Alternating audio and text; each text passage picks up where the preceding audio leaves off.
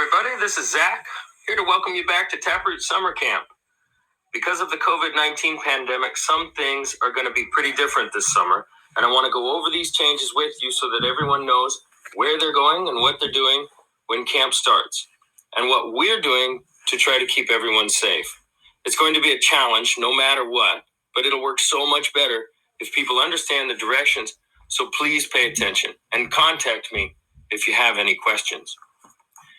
First, I want to make it clear, I don't know what the right thing to do is with camp in the time of COVID.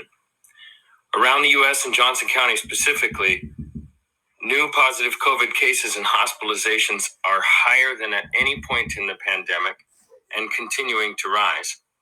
With no real widespread measures to bring that number down, there's no reason to think that it'll stop. The measures we are putting in place at Taproot Camp are in hopes of reducing the likelihood that campers and teachers will become infected and will transmit the virus at camp. Not only is there no guarantee, I would go so far as to say it seems likely at some point in the summer, campers and or teachers will contract or spread the virus. As reluctant as I am to say this, I think it's true, and I don't want to support any illusions of complete safety. Each family will need to weigh the benefits against the potential risks and make the decision for themselves. What I'm not spending time on in this video, but I want to at least acknowledge, are the things we hope will not change about Taproot Summer Camp. Like playing outside in nature in a lovely Iowa summer and being surrounded by caring and fun Taproot kids and teachers. So let's get to it.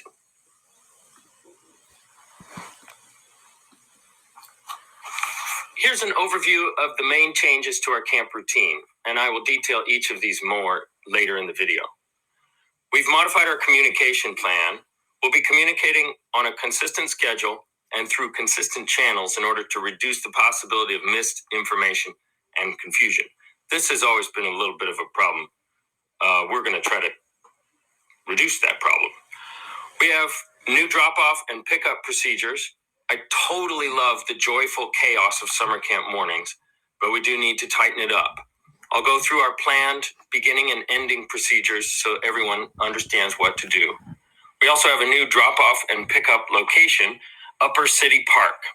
I think it's going to fit our needs beautifully. We'll do daily health screening and questions. This is becoming standard in a lot of areas these days. We'll go over the Taproot specific details so you know what to expect. There are new van procedures. The van ride is the biggest area of concern for many folks, myself included. I'll talk about the measures we've put in place, or we will put in place, to make the van ride as safe as possible. We'll talk about changes to our lunch and snack practices. And here's maybe the biggest and most challenging change. We're aiming for 0 indoor time with campers, since indoors is where most virus transmission seems to occur. This means that I may choose to cancel or shorten the camp day if inclement weather is forecast. This is a big deal, I know, and I'll talk more about my plan for it. Finally, I'll talk about the payment and refund policies specific to this summer.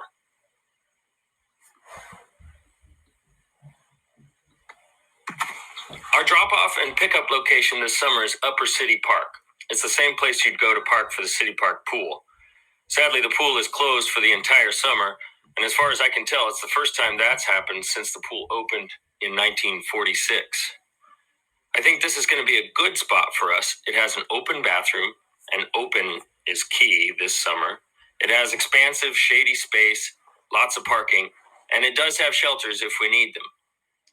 This summer, our check-in procedure will be much more structured than it has been in the past. You can check your kids in between 8 and 8:45 each morning, and there's no separate early drop-off option. The Taproot vans will be parked widely spaced apart on the west side of the park. That's the side closest to Coralville. When you pull in, please find a parking space near your child's camp van, and I'll tell you which camps are in which vans later. And stay inside your vehicle. If you've ridden a bike or walked, just keep yourself spaced widely apart from other people. That's what we're trying to do. And wait for a Taproot teacher to come to you. If you do have kids in more than one camp, please park near the younger child's camp van. This is not critical, but I think it'll make things easier. If possible, please leave a space between you and the next vehicle. Prominently display a sign with your child's name and camp group, which this is common practice in car lines at schools all over. And again, please stay inside your vehicle. A teacher will come to you to check in your camper. The teacher will take your camper's temperature with a no-touch infrared thermometer. If the child's temperature is 99.9 or above, the camper will need to go home. We'll also ask the parent whether the camper or anyone in the household is ill or showing symptoms of COVID-19. If the answer is yes, the camper will need to go home. We're going to be strict with this health screening in order to make camp as safe as possible for everyone, and I appreciate your patience and understanding. You can avoid an awkward or sad situation at camp by doing this health screening yourself before coming to camp, but we're still gonna do it ourselves at camp. During this check-in, the teacher will also make sure that your camper has all the necessary gear and that we have the correct phone numbers for that day. We need accurate phone numbers every single day. The checkout procedure, when you take your kids home, that'll be much quicker. Park in the same way that you did in the morning and display your sign, and a Taproot teacher will bring your camper to you. Seedling camp pickup is between 12:30 and 1 p.m. Cambium and sapling camp pickup is between 4:30 and 5:30 p.m. This means that we'll be at City Park, and you can pick up your child at any time during that window.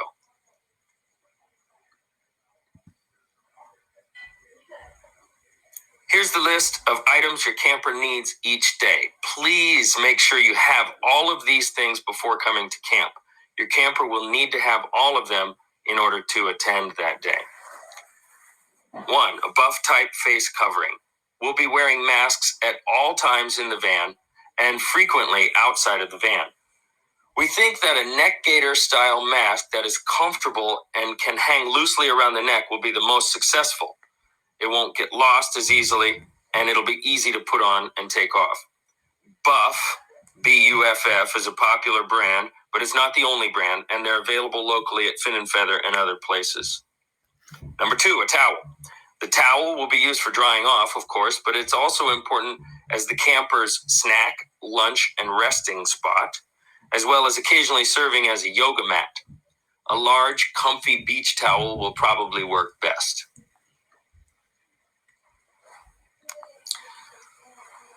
Sun hat and lightweight long-sleeve sun shirt. We've long recommended these, and now they're required.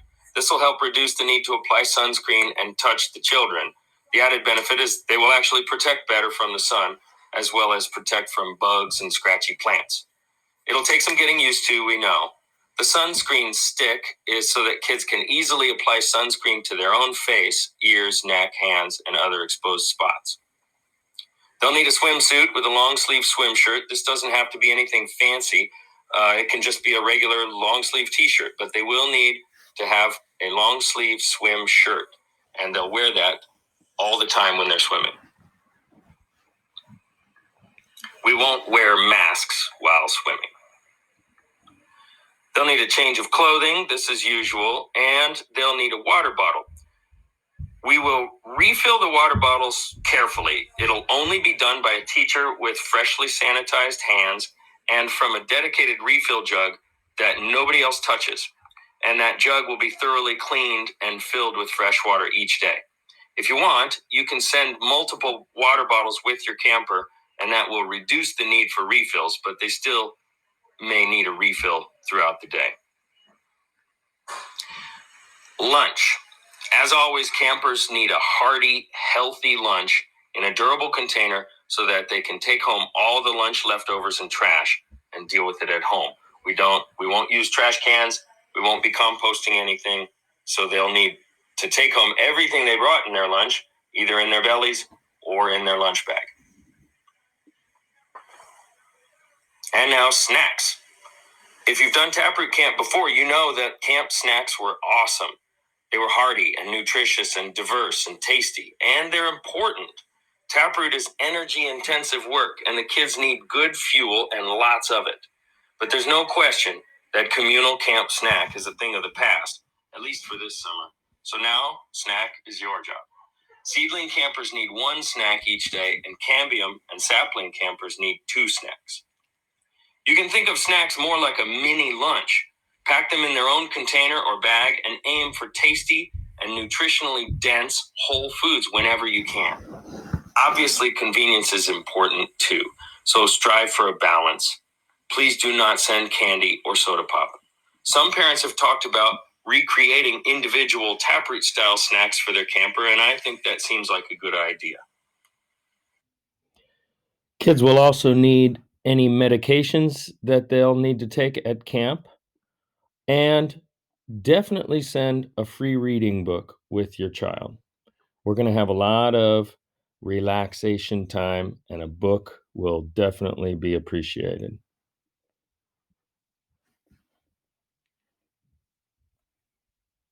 If you have any questions. First, I want to make it clear. Possible?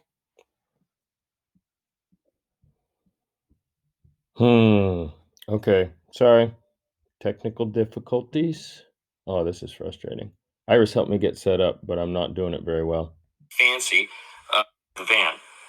We think that a neck gaiter to have, and that will reduce the need for refills, but they still and deal with this. If you've done Taproot camp before, you know that camp snacks were least for this summer. So now, snack is your answer. I think that seems like a good idea. Here we are.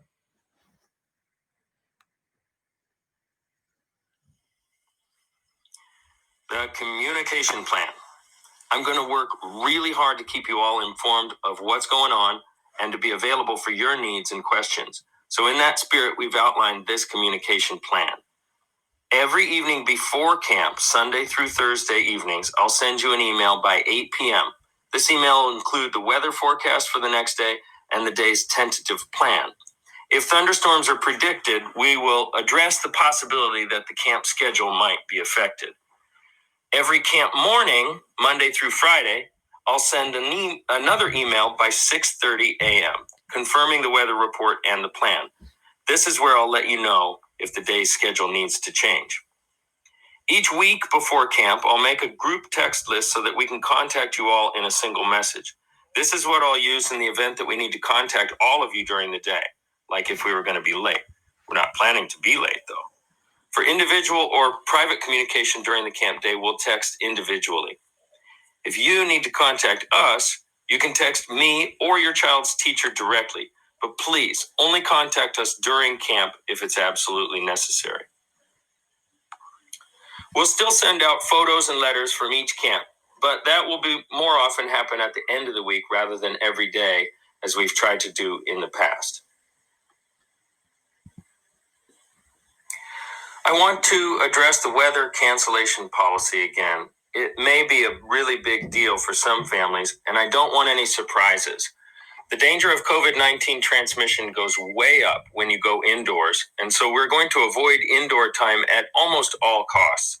This means that we'll shorten the camp day or cancel it altogether if harsh weather is predicted as likely. For example, if a thunderstorm is likely for the morning hours, we would cancel seedling camp and push back the start of cambium and sapling camp to after the storm danger is forecast to be over. If a storm is predicted for the afternoon, seedling camp would run as usual, but cambium and sapling would be shortened. If storms are predicted for much of the day, then camps would be canceled altogether. Of course, sometimes thunderstorms pop up unexpectedly, and on those days, we will just do our best. Please believe me, I never want to cancel camp, and we won't take this decision lightly. And when I say harsh weather, I'm not talking just about rain. Rain we can handle and have fun.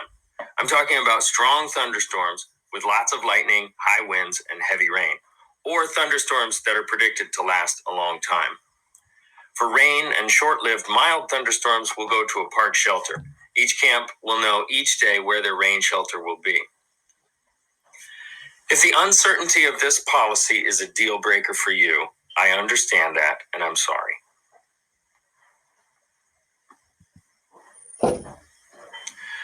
This slide outlines our plans to organize the process of getting into and out of the vans. Gone are the days, at least gone for now, of the whole group joyfully storming the van and crowding into their seats, or rolling open the door and tumbling out in a happy, jumbled up kid waterfall. Now, it's going to be a supervised, orderly process meant to minimize touching and reduce the risk of virus transmission. That's the idea, anyway. Kids will have assigned seats labeled prominently with tape. I will assign those seats myself. So if your child has any special needs for seating, like if they get car sick in the back, please let me know. You can also let me know if your child wants to sit somewhere or by someone in particular, and I will do my best. Again, though, we're trying to minimize the van time anyway, so I'm not going to be inclined to do much negotiation about seating position. We'll load from back to front, and we'll unload from front to back, so campers don't need to climb over each other. And we will all wear our buffs while riding in the van. We've never allowed eating in the vans, and now drinking will be out as well. Kids' backpacks will stay in the way back, and kids won't be able to access them while they're in the van. Research seems to show that driving with the windows down, even just a few inches, significantly reduces the virus transmission risk in a vehicle. So, we'll keep the windows down whenever we can while driving.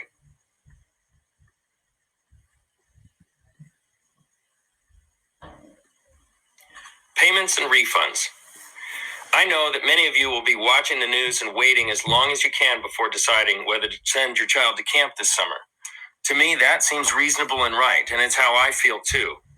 We've changed our payment and refund practices to reflect that.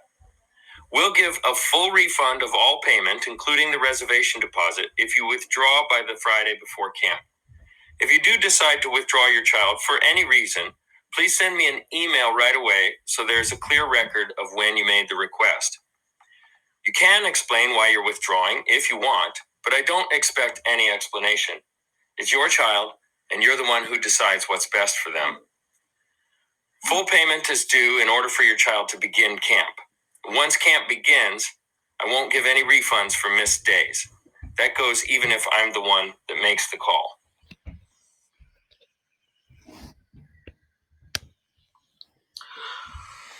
Okay, I hope this presentation has given you a much clearer picture of how we plan to roll this summer, but I'm sure I didn't answer everything. I didn't really talk at all about the fun stuff. Hopefully that will be pretty similar to how it's always been. If you or your child have pressing questions, please feel free to contact me and I'll get back to you as I'm able. Finally, I need to reiterate, these measures don't guarantee that kids and teachers won't get COVID-19 at camp. These measures are in hopes of reducing that likelihood. Thank you all for being part of Taproot. I'm so excited to see you again, and I hope that it's soon. I also have to apologize for the scattered quality of this presentation. I have newfound respect for people who produce smooth and good videos. Hopefully, it was more helpful than it was confusing or annoying. Okay, I am looking forward to seeing you.